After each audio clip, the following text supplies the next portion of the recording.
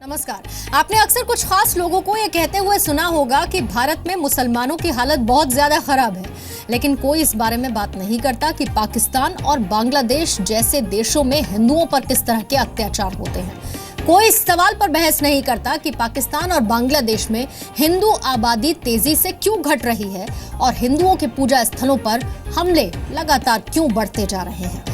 दीपावली के दिन जब पूरा भारत त्योहार मना रहा था और देश के लोग पूरी दुनिया के सुख और शांति की कामना कर रहे थे, उसी वक्त बांग्लादेश में 15 मंदिरों में तोड़फोड़ की गई। ये घटना बांग्लादेश की राजधानी ढाका से करीब 100 किलोमीटर दूर ब्राह्मण बाड़िया जिले की है, जहां पर 15 मंदिरों और करीब 100 घरों में तोड़फोड़ की गई। हिंदुओं के मंदिरों पर हमले की शुरुआत एक फेसबुक पोस्ट के बाद हुई। आरोपों के मुताबिक कुछ कट्टरपंथी संगठन एक बांग्लादेशी नागरिक की फेसबुक पोस्ट से नाराज थे, लेकिन इससे पहले कि बांग्लादेश का कानून अपना काम करता, धर्म के कट्टरपंथी ठेकेदार हिंदू इलाकों में पहुंच गए। सबसे पहले इन इलाकों में मदरसे के छात्रों ने प्रदर्शन किया और फिर कट्टरपंथी संगठनों ने आरोपी को मौत की सजा देने की मांग की। इस दौरान प्रदर्शन के बहाने ही मंदिरों और हिंदुओं के घरों पर हमले शुरू कर दिए गए। बांग्लादेश से जो तस्वीरें हमारे पास आई वो आपको विचलित कर सकती हैं और इसीलिए हमने इन तस्वीरों को धुंधला कर दिया है। हम आपको बांग्लादेश में अल्पसंख्यक हिंदू आबादी पर हो रहे अत्याचारों की तस्वीरें दिखाते रहे हैं, साथ ही ये भी बताते रहे हैं कि किस तरह से बांग्लादेश में अल्पसंख्यक हिंदू जुल्म और अत्याचार के बीच रहते हैं। इनमें से कई बांग्लादेशी हिंदू ऐसे हैं जो एक बार भारत आने के बाद वापस लौटकर बांग्लादेश नहीं जाना चाहते। बड़ा सवाल यह है कि क्या बांग्लादेश और पाकिस्तान जैसे देशों में हिंदू होना ही इस्लाम के खिलाफ है?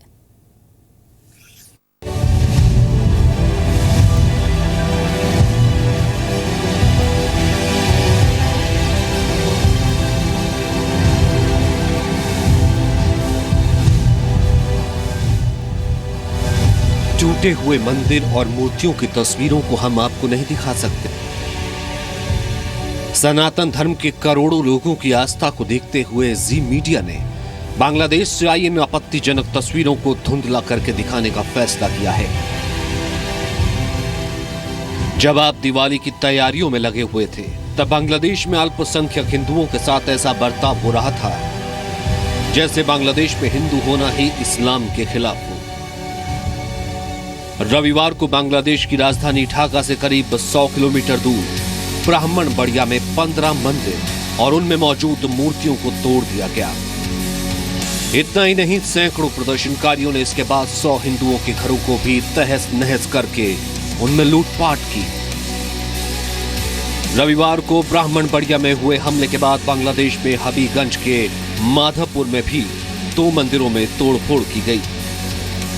बताया जा रहा है कि कुछ कट्टरपंथी संगठनों की तरफ से एक फेसबुक पोस्ट के खिलाफ विरोध प्रदर्शन के बाद ये हमले हुए। बांग्लादेशी मीडिया के मुताबिक हिफाजत इस्लाम और अहले सुन्नत से जुड़े लोगों ने ब्राह्मण बाड़िया जिले के नासिर नगर में विरोध प्रदर्शन किया।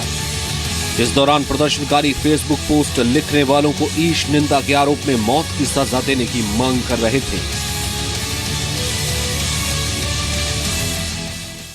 बहुत बड़े पैमाने में रेडिकलाइजेशन हुआ है।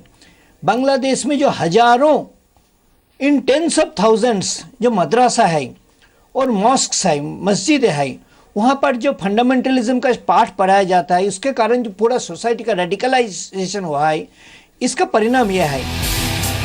सबसे पहले ब्राह्मण बाड़िया प्रेस क्लब के सामने कुछ मदरसा छात्रों ने प्रदर्शन किया। प्रदर्शनकारियों की भीड़ ने मुख्य सड़कों को बंद कर दिया और टायरों में आग लगा दी। पुलिस के मुताबिक इसके बाद भीड़ मंदिरों की तरफ बढ़ गई। भीड़ में मौजूद लोगों के पास हथियार थे। ब्राह्मण बाड़िया के एसपी के मुताबिक हथियारों से लैस सैकड़ों लोगों ने दुत्तुबाड़ी, नामशुदापारा, घोषापारा में मंदिरों को तोड़ा। प्रदर्शनकारियों ने जगन्नाथ मंदिर और गौरा मंदिर को भी तहस नहस कर दिया। इस हमले में कई पुजारी भी घायल हो गए। इसके बाद प्रदर्शनकारियों ने हिंदू बस्ती में तोड़फोड़ की और लूटपाट की। एसपी मिजानुर के मुताबिक जमात इस्लामी और इसका छात्र संगठन इस्लामी छात्र शिविर हमले के लिए जिम्मेदार है। हमले के बाद यहां रहने वाले हिंदू डरे हुए हैं। क्योंकि ये पहली घटना नहीं है। पिछले कुछ महीनों से लगातार इस तरह की घटनाएं बांग्लादेश में हो रही हैं। जितने एंटी हिंदू राइट्स वहाँ होते हैं, इसके पीछे या तो जमात इस्लामी या ये जो जिहादी ग्रुप्स हैं, and all of them are funded by Pakistan. तो इससे किसी को ताज्जुब नहीं होना चाहिए कि भाई ये हो गया बांग्लादेश में। ये तो उस वक्त तक होता रहेगा जब तक पाकिस्तान जिंदा है। रविवार की घटना की शुरुआत शुक्रवार को फेसबुक पर लिखे एक पोस्ट के बाद शुरू हुई। रसराज दास ने फेसबुक पर कुछ कमेंट लिखा जिसे इस्लाम विरोधी माना गया। ईश निंदा के आरोप में पुलिस ने रसराज को शुक्रवार को ही गिरफ्तार कर लिया। फेसबुक पोस्ट के खिलाफ अहले सुन्नत वल जमात नाम के संगठन ने प्रदर्शन किया। हमले के बाद बॉर्डर गार्ड बांग्लादेश की एक टुकड़ी को तैनात कर दिया गया है। दावा किया जा रहा है कि पुलिस ने हालात पर काबू कर लिया है।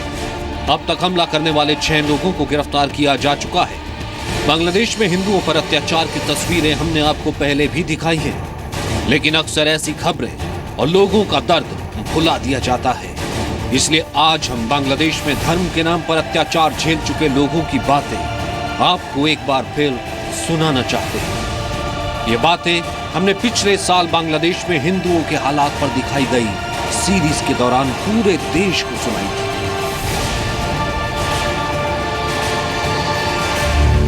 हिंदू के लिए कोई कानून नहीं है, कोई सुरक्षित कोई व्यवस्था नहीं है। तो बांग्लादेश जाने का नाम सुनने से डर लगते। अल्पसंख्यक को एकदम निश्चिन्नकरण का प्रक्रिया चल रहा। हिंदू हाना वहाँ पर जीना हराम का मामला है, कोई रह ही नहीं सकते। जब सूरज डूबने से पहले दूसरी गांव में जाके रुकती थी, डरने से उठा के ले जाएंगे। देश में पैदा हुआ, जन्म लिया, उसका जन्मभूमि है, उसका क्यों नहीं तुम सुरक्षित व्यवस्था किया जाए। हमारा घर में 3 मंजिल थे, पूजा का मंदिर सब उठा के ले गए। 9 गाय था हमारा पापा का, सारा उठा के ले गए। मैं जा रहा, लड़की लोग उसको रोड से पकड़ के लेकर 2013 और 2014 में भी बांग्लादेश में जमात इस्लामी और कट्टरपंथियों ने हिंदू अल्पसंख्यकों को निशाना बनाया था। 2013 में एक फेसबुक पोस्ट के बाद इसी तरह से बौद्ध समुदाय के लोगों पर भी कॉक्स बाजार इलाके में हमले किए गए थे। अल्पसंख्यक हिंदू आबादी पर अत्याचार के मामले में बांग्लादेश पाकिस्तान से पीछे नहीं है। पाकिस्तान में अत्याचारों की वजह से हिंदू आबादी एक तरह से गायब भी रही है और बांग्लादेश भी पाकिस्तान के रास्ते पर ही है। ब्यूरो रिपोर्ट, जी मीडिया।